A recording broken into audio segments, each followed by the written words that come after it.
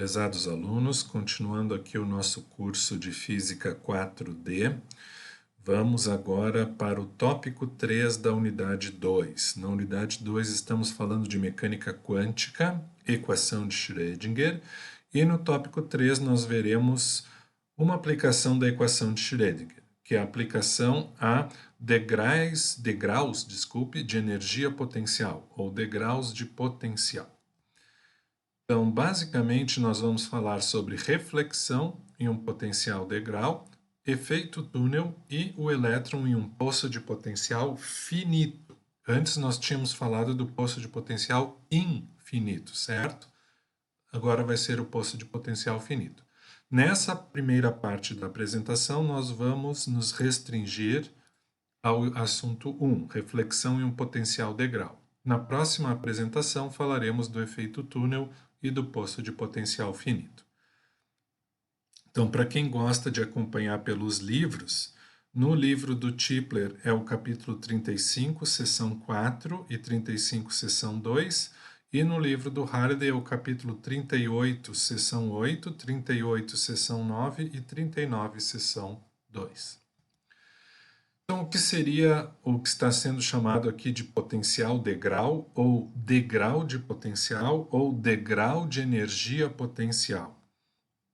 Então, aqui na parte superior tem um desenho esquemático de um dispositivo em que o elétron passa de uma região com potencial zero, então ele viaja aqui por essa região onde o potencial é zero, e de repente ele passa para uma região de potencial V0. Ou seja, existe um salto de potencial.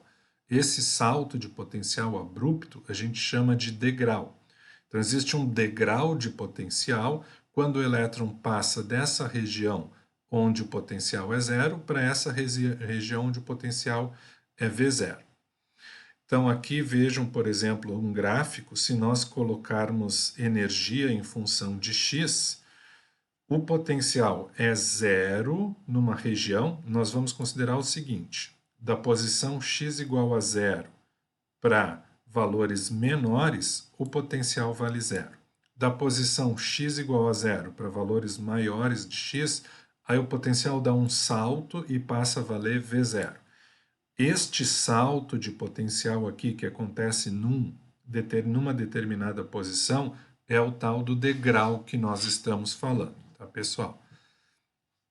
Então, degrau de potencial ou degrau de energia potencial quer dizer quando a partícula passa de uma região onde tem um certo potencial e encontra um salto no potencial para a próxima região.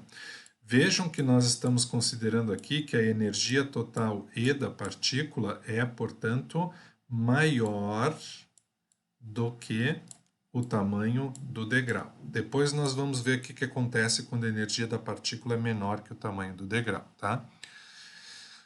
Ah, professor, mas a gente estava falando antes de energia, agora está sendo falado de potencial, e como é que mistura energia e potencial no mesmo gráfico?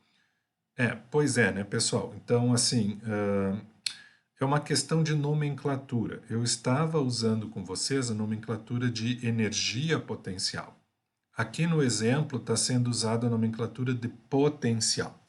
Mas vamos lembrar da física 2. Qual a relação entre potencial e energia potencial? Lembra lá da física 2? O potencial elétrico V era definido como a energia potencial elétrica dividida pela carga da partícula.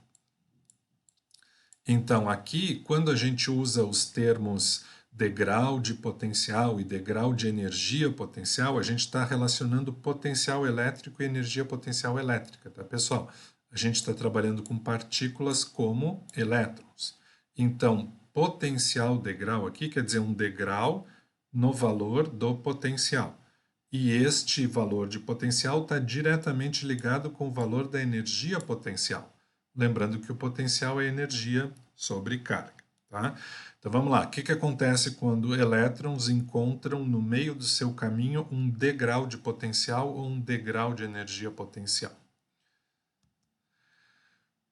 Para resolver esse problema, nós queremos encontrar as soluções da equação de Schrödinger independente do tempo, No caso onde o potencial é zero para valores de x menor que zero. E o potencial dá um salto para o valor V0 para qualquer valor de x maior que zero. Tá? É aquele degrauzinho zero aqui, aí quando chega x igual a zero dá o salto, e acima de x igual a zero é aquele outro valor.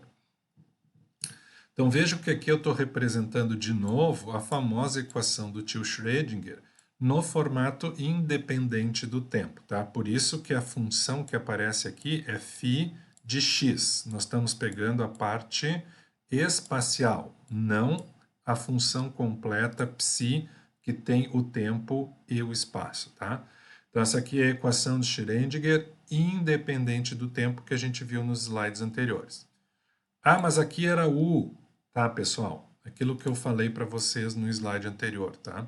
Eu estou me adaptando ao exemplo do livro e a gente tem que lembrar aqui que o V nada mais é do que o U que tinha antes dividido por Q.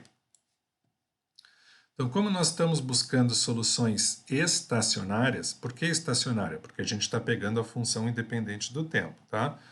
A solução geral da equação é psi, que é a função que depende da posição e do tempo, e essa psi que depende da posição e do tempo, ela tem uma parte espacial, que é o φ, que depende só do espaço, que é o que nós estamos usando ali na equação, e uma parte que depende do tempo, e na menos i ômega t. Tá? A função espacial é a solução da equação de Schrödinger independente do tempo. E o termo dependente do tempo é o e na menos i ômega t, lembrando que essa frequência angular ômega aqui é igual a energia dividido por h cortado.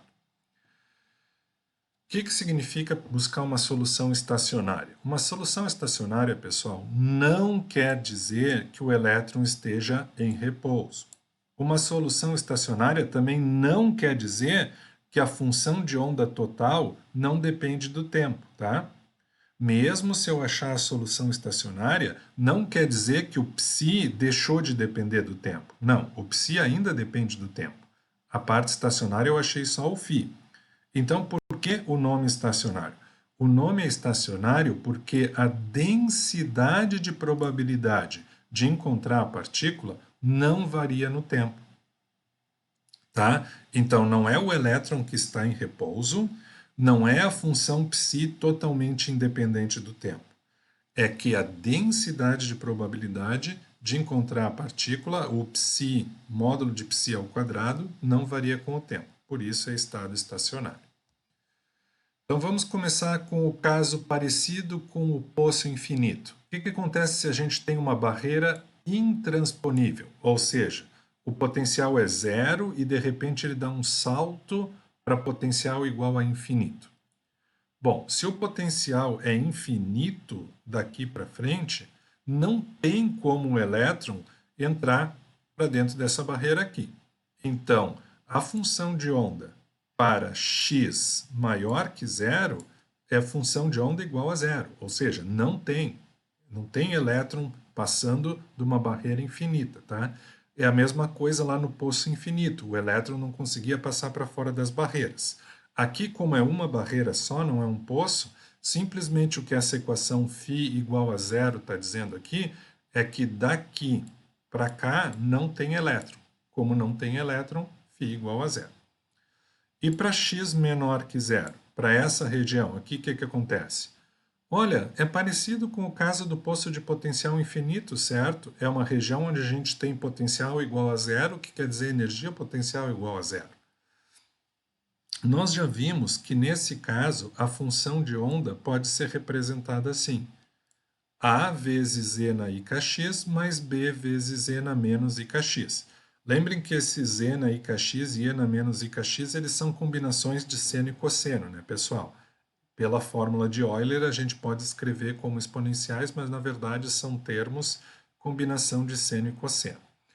Então, essa solução a gente sabe que funcionou, por exemplo, para o poço infinito. Então, a princípio, a gente pode aplicar ela nesta região aqui. Então, a função de onda da região 1, a gente vai dizer que tem a cara A vezes E na IKX mais B vezes E na menos IKX.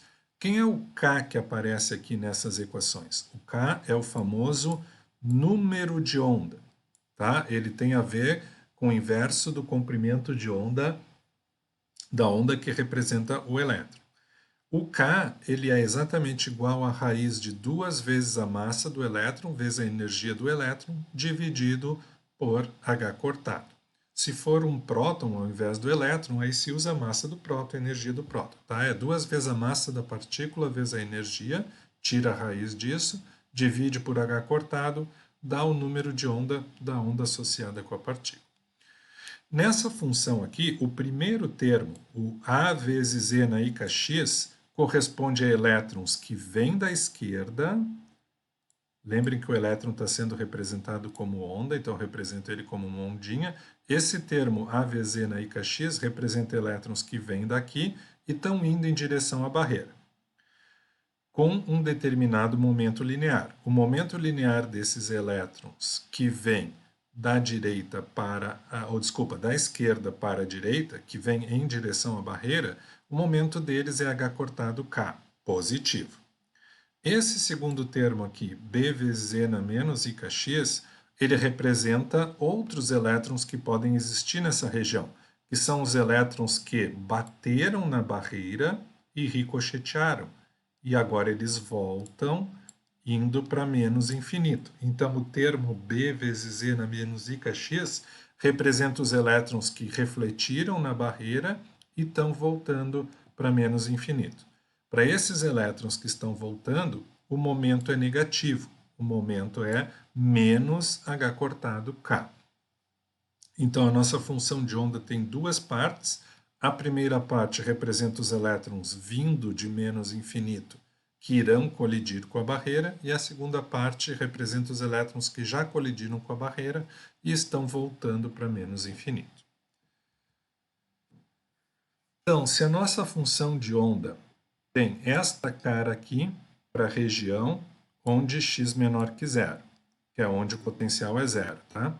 E a nossa função de onda tem que ser zero para x maior que zero. Por que a função de onda tem que ser zero? Porque nenhum elétron vai conseguir atravessar essa barreira aqui. Ela é uma barreira infinita. Então, a parte 1 é a solução para quando o potencial é igual a zero.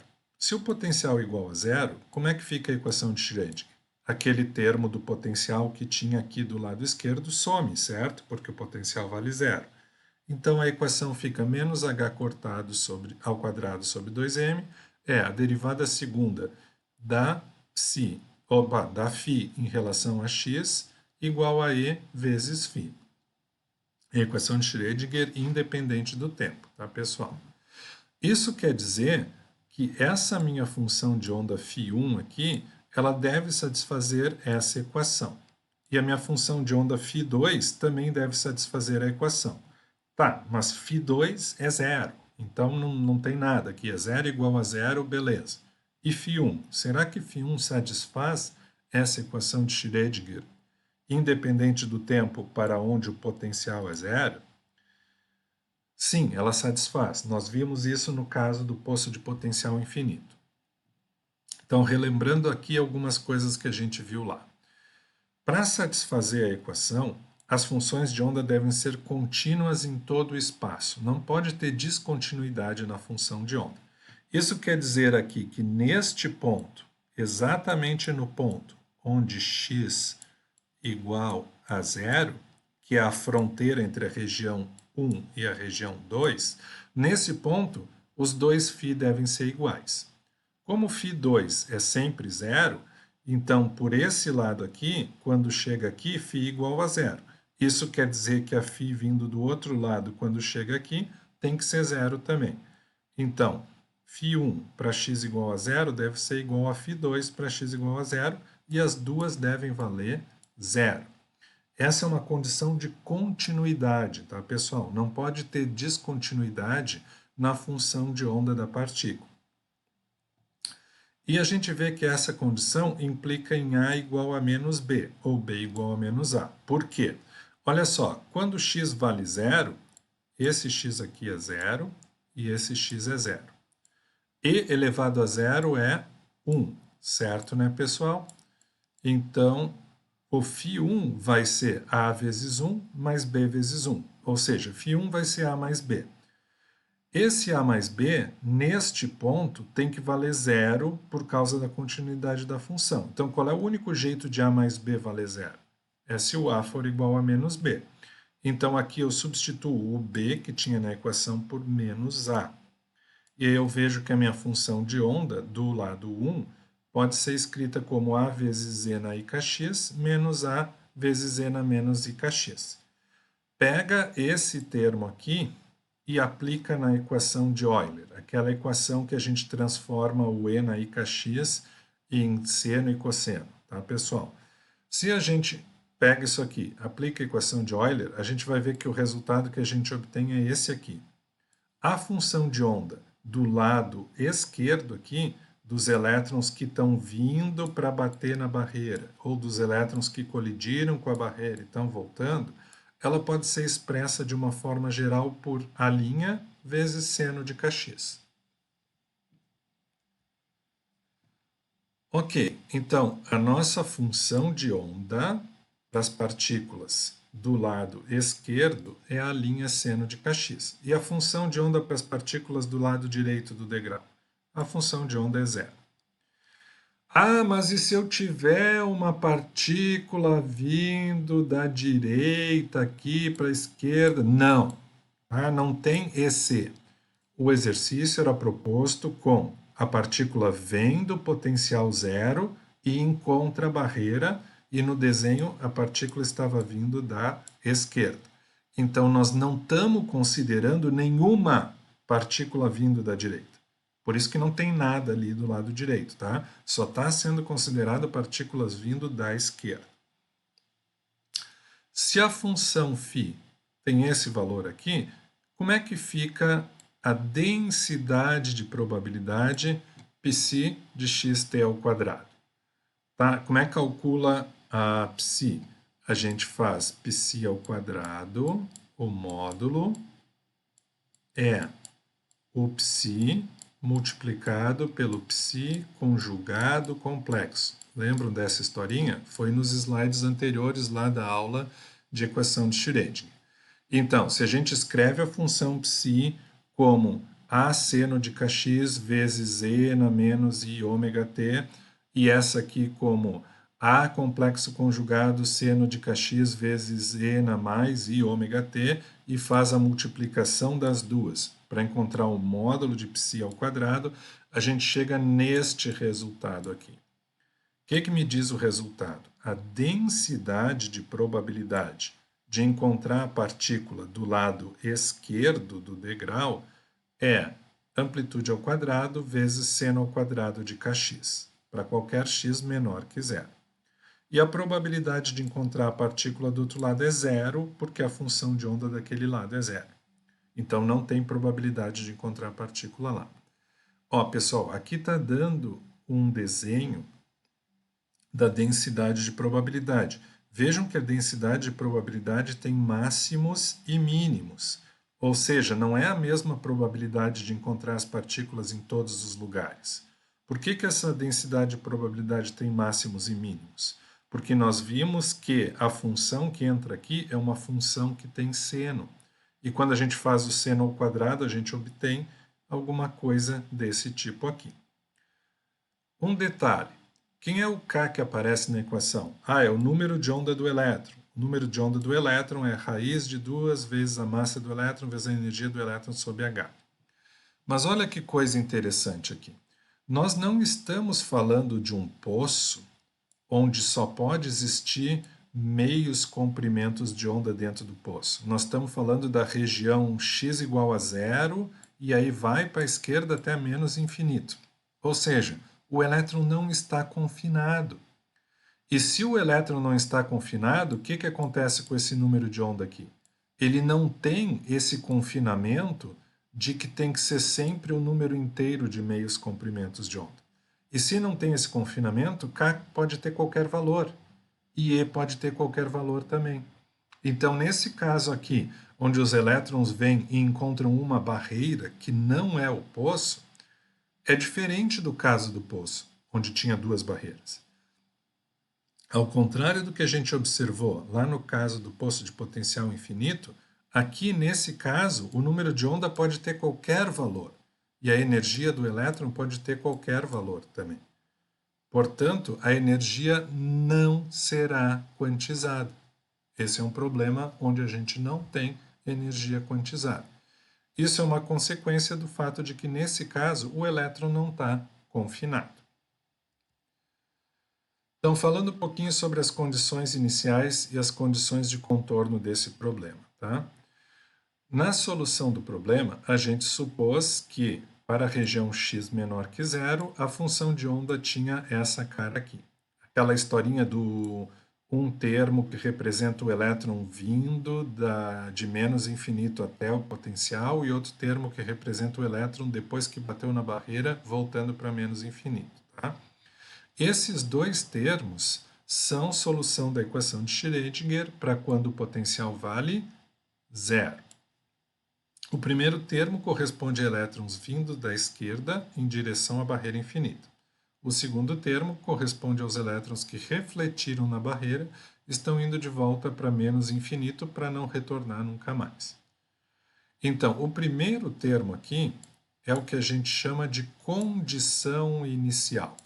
A condição inicial é: elétrons estão inicialmente viajando da esquerda para a direita em direção à barreira. Sem esse primeiro termo aqui, não teria segundo termo, porque se nenhum elétron vem em direção à barreira, não tem sentido pensar em elétrons que foram refletidos pela barreira. Se ninguém veio, ninguém é refletido, certo? Então, esse primeiro termo aqui é o que a gente chama de condição inicial. Sem ele, o segundo termo não existiria. E as condições de contorno? Bom, a gente disse lá, a função de onda do lado 1, que é o lado de x negativo, tem que ser igual à função de onda do lado 2, que é o lado de x positivo. Quando x igual a zero, essas funções têm que ser iguais. Isso é a necessidade de ter continuidade da função de onda em todo espaço. Sempre existe essa necessidade, tá, pessoal? Em geral, essa condição significa que tanto a função de onda do lado 1 quanto a função de onda do lado 2 no mesmo x tenham que ter o mesmo valor, e isso também significa que a primeira derivada da função de onda do lado 1 tem que ter o mesmo valor da primeira derivada da função de onda do lado 2 no mesmo valor de x em todo o espaço. Nos casos particulares em que o potencial é infinito em um dos lados, a segunda condição é relaxada, né? Então, essa condição aqui, quando a gente tem uma barreira infinita, aí fica difícil falar de derivada. Mas esta condição aqui nós tivemos que aplicar. Agora vamos falar do mesmo problema, só que ao invés do degrau ser infinito, o degrau é finito. Então vamos passar para o caso onde o potencial, o salto de potencial aqui, é para um valor V0, não é para infinito. Então nós temos que, para x menor que zero, região 1, o potencial é zero. Para x maior que zero, região 2, o potencial é V0, que não é infinito, e esse V0, inclusive, é menor que a energia E da partícula. Então, na região 1, onde x é menor que zero, nós temos o potencial igual a zero. Então, se a gente aplica aqui a equação de Schrödinger independente do tempo, a gente vê que a solução vai ser semelhante ao caso anterior. Vai ser uma função de onda que tem duas componentes, uma dos elétrons que estão vindo, outra dos elétrons que refletem. Não, mas espera aí. Se a energia dos elétrons é maior do que o salto de potencial, vai ter elétron refletido? Será? E, spoiler, sim, vai ter elétron refletido mesmo que a energia da partícula seja maior que o degrau de potencial. Maravilhas da mecânica quântica. Então, nós temos que considerar que a nossa função de onda do lado 1 é a mesma função de onda que a gente usou para o caso anterior, porque é o mesmo potencial e são a mesma ideia de elétrons vindo da esquerda para a direita. E o número de onda aqui nós vamos chamar de K0. O número de onda K0 é raiz de 2me sobre h cortado, como a gente já tinha usado. Nesse caso, a gente também tem a condição inicial, que as partículas estão indo da esquerda para a direita. Ó, tá aqui o desenho que eu tinha falado para vocês antes. O elétron está vindo da esquerda para a direita. Não há elétrons aqui no início do problema. Por isso que nada aconteceu aqui no caso da barreira infinita. Então vamos lá. Na região 2, x é maior que zero. Então o potencial é V0. Então nós temos que achar agora uma função de onda para o lado 2. Tá? Essa função de onda aqui, A, E, I, K0x mais B, E, I na menos I, K0x, ela vale para a região 1, que é o que a gente já tinha estudado. Como é que fica a região 2 agora que o potencial não é infinito?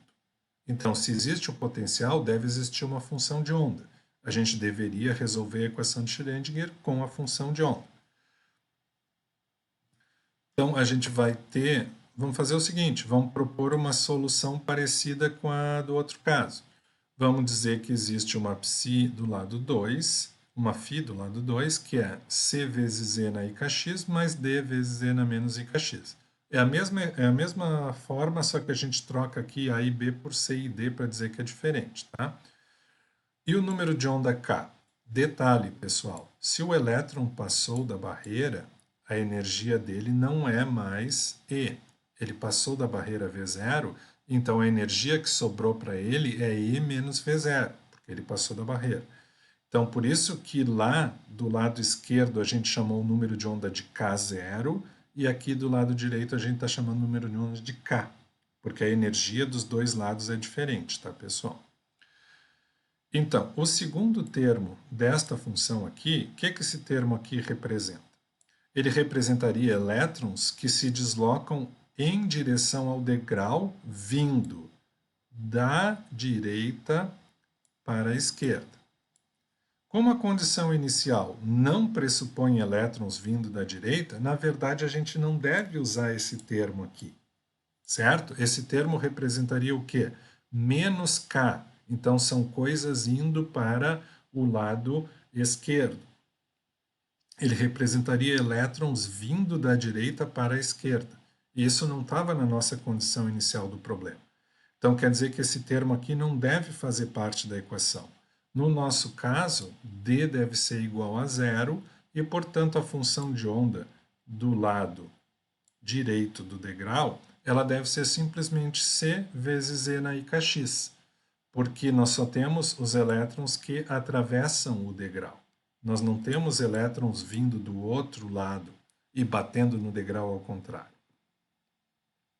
Então, a nossa função de onda do lado 2 é essa aqui. Bom, vamos escrever as duas aqui. Função de onda do lado 1, aqui, e função de onda do lado 2, aqui. Detalhe, a energia da partícula do lado 1 e do lado 2 é diferente, tá, pessoal? Então, do lado 1 são as partículas que vêm, todas com energia E, e do lado 2 são só as partículas que atravessam a barreira, que não são todas, e cuja energia é E menos V0. Nós estamos considerando que E é maior que V0 por enquanto, tá, pessoal? Então, vamos aplicar as condições de continuidade. O que é condição de continuidade? No ponto x igual a zero, que é o ponto do degrau, φ1 deve ser igual a φ2. E também, já que a barreira não é infinita, a derivada de φ1 em relação a x no ponto zero deve ser igual à derivada de φ2 em relação a x no ponto zero. São as condições de continuidade. A função de onda não pode ter descontinuidade no degrau, tá, pessoal? Bom, substitui x igual a zero. Esse cara fica zero, esse cara fica zero e esse cara aqui fica zero. E elevado a zero fica 1, e elevado a zero fica 1 também, e e elevado a zero fica 1. Então, quando a gente coloca x igual a zero e a gente iguala φ1 e φ2, qual é o resultado? A mais B igual a C. Então, a primeira condição de contorno nos diz que A mais B deve ser igual a C. E com as derivadas? Bom, deriva primeiro, substitui x igual a zero depois, tá? Quando a gente faz a derivada deste termo aqui, por exemplo, e na i kx, vejam que é a derivada de e na x. O resultado da derivada de e na x é ik vezes e elevado na i kx, certo? Então, fazer a derivada simplesmente adiciona um termo ik aqui na frente do c vezes e na menos ikx. Então, se a gente aplica as derivadas para as duas funções e iguala, vai ficar i vezes k vezes a elevado a isso aqui, menos b vezes i vezes k vezes e na menos ikx igual aquilo ali. E aí, se a gente combina essas relações, a gente vai chegar nesta segunda condição aqui. A mais B vezes o número de onda antes do degrau é igual a C vezes o número de onda depois do degrau. Por que o número de onda muda? Porque a energia muda. A energia que a partícula tem antes de sobrepor o degrau é diferente da energia que ela tem após ter usado sua energia para vencer o degrau. Então, trabalhando com essas duas condições aqui, A mais B tem que ser igual a C, e A mais B vezes K0 tem que ser igual a C vezes K. Olha só, pessoal, aqui tem um pouco de matemática envolvida que não está no slide, tá? Se a gente pega esse K aqui e passa dividindo, a gente vai ter que o C vai ser igual a mais B vezes K0 dividido por aquele Kzinho diferente ali. E aí a gente pega este valor de C aqui e a gente joga dentro dessa equação. Quando a gente pega esse valor de C e joga nessa equação, a gente vai encontrar isso aqui. O B que aparece lá na função de onda deve ser K0 menos K sobre K0 mais K vezes A. E o C que aparece assim, mas o C não era para ser isso aqui? O C é para ser isso aqui. Mas se tu usa esse C aqui e acha esse B, e depois pega esse B aqui e substitui aqui dentro, aí tu acha que o C é igual a K0 menos K sobre K0 mais K vezes A. Tá, pessoal? Não fiz essa matemática aqui, só estou indicando para vocês que o caminho é esse. Finalmente, a partir desses resultados, a gente pode determinar as densidades de probabilidade na região 1 e 2. O que é a densidade de probabilidade? É pegar o módulo da função psi ao quadrado. Lembrem que o psi é o φ vezes e na menos i ômega t, e que, para fazer o psi ao quadrado, a gente precisa fazer o psi vezes o psi conjugado. Então, aqui eu vou dizer para vocês que, resolvendo esta parte, a gente encontra isso aqui. Probabilidades ou densidade de probabilidade de encontrar as partículas do lado esquerdo do degrau. É igual ao módulo de A ao quadrado mais o módulo de B ao quadrado mais 2 vezes A vezes B vezes o cosseno de K0x. Vejam que aqui foi usada a famosa lei dos cossenos, certo? E a probabilidade de encontrar a partícula depois do degrau é aí simplesmente C ao quadrado. Muitas vezes a gente quer saber o R, que é o coeficiente de reflexão, e o T, que é o coeficiente de transmissão. Então, como eu falei para vocês, nem todos os elétrons são transmitidos através da barreira. Alguns transmitem, outros refletem. Então, como é que a gente calcula o coeficiente de reflexão e o coeficiente de transmissão, que representam a fração de elétrons incidentes que retorna ou que passa pela barreira? Então, esses coeficientes são calculados assim, pessoal. Coeficiente de reflexão. Quantos elétrons são refletidos pela barreira? Ele é igual ao módulo de B ao quadrado sobre o módulo de A ao quadrado. Se a gente pega aquelas equações lá que relacionam A com B, a gente vê que o coeficiente de reflexão é K0 menos K sobre K0 mais K, tudo isso elevado ao quadrado. E o coeficiente de transmissão? Aí o coeficiente de transmissão é os que passaram dividido pelos que chegaram. Então fica K vezes módulo de C ao quadrado dividido por K0 vezes módulo de A ao quadrado.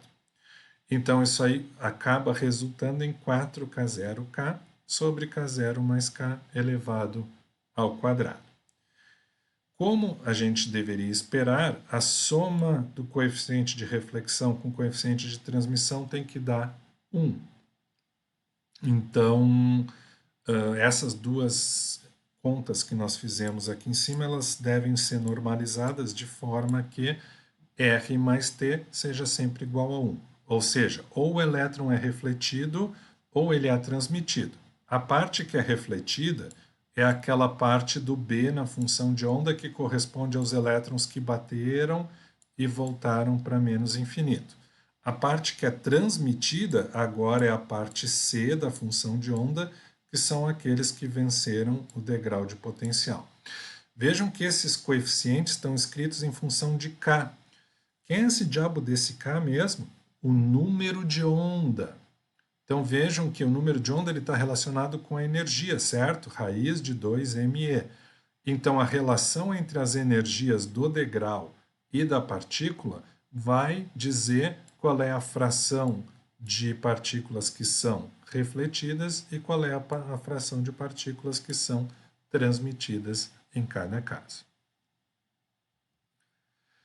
Ainda tem mais um pedacinho, tá, pessoal? Sei que está comprido, desculpa, é que o assunto é comprido, aguenta mais um pouquinho aí, tá? Prometo que é a última parte.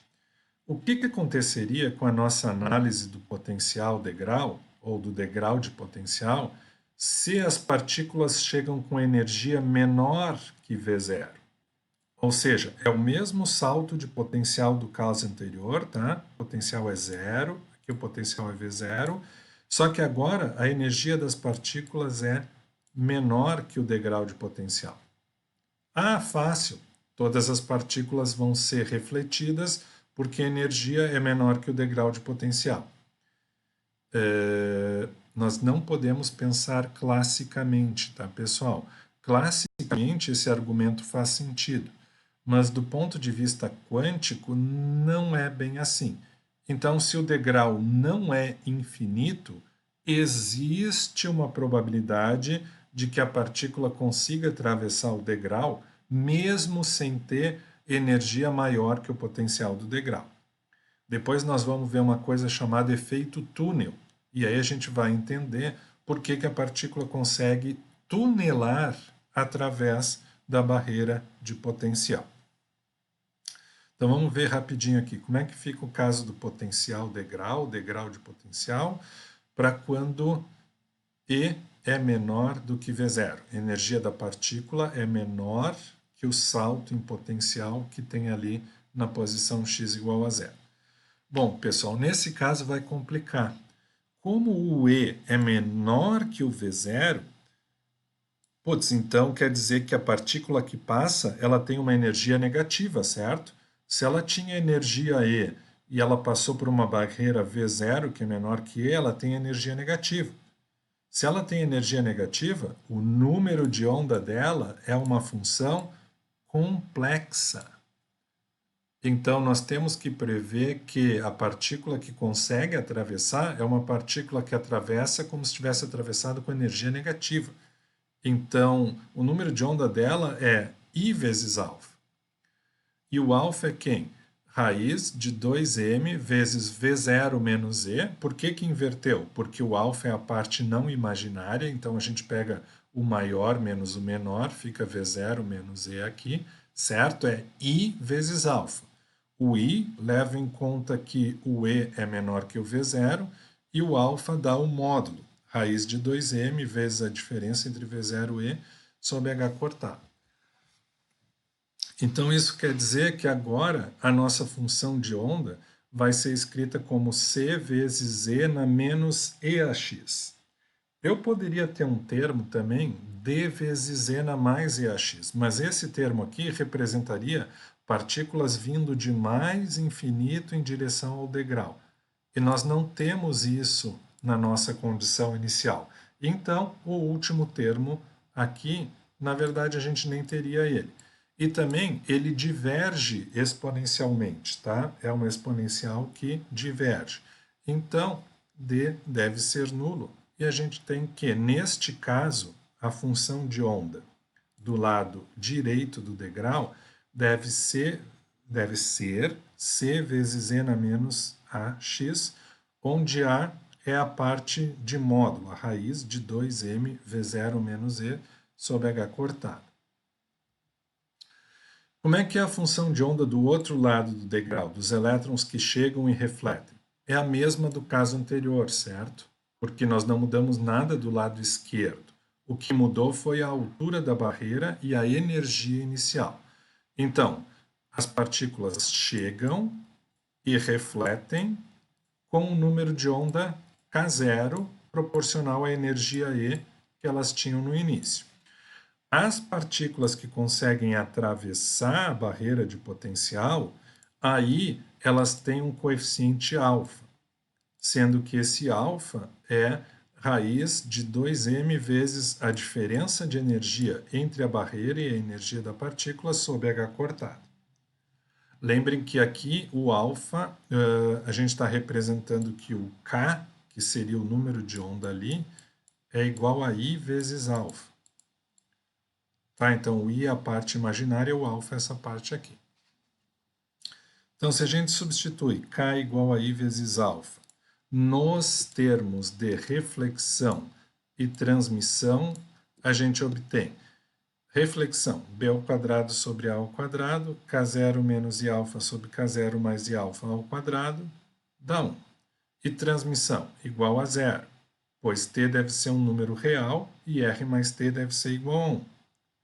Mas, mesmo não havendo transmissão, existe uma probabilidade de encontrar o elétron na região 2. Que se a gente pega esta função de onda ψ2 aqui, a gente chega à conclusão que existe... desculpa, esse aqui é φ2. Se a gente pega a função de onda φ2, a gente chega à conclusão que existe uma probabilidade, ou uma densidade de probabilidade, módulo de ψ2 ao quadrado, que é igual a C ao quadrado vezes E na menos 2 alfa x. Ou seja, existe uma probabilidade de encontrar o elétron além da barreira e essa probabilidade decai exponencialmente com a penetração na barreira.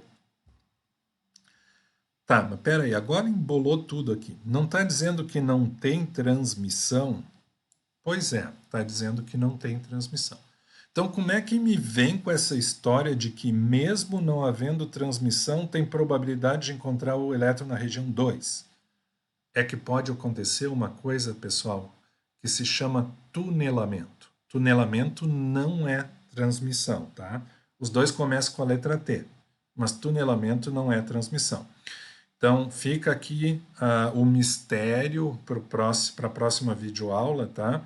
Não tem transmissão, mas pode ter tunelamento através da barreira de potencial.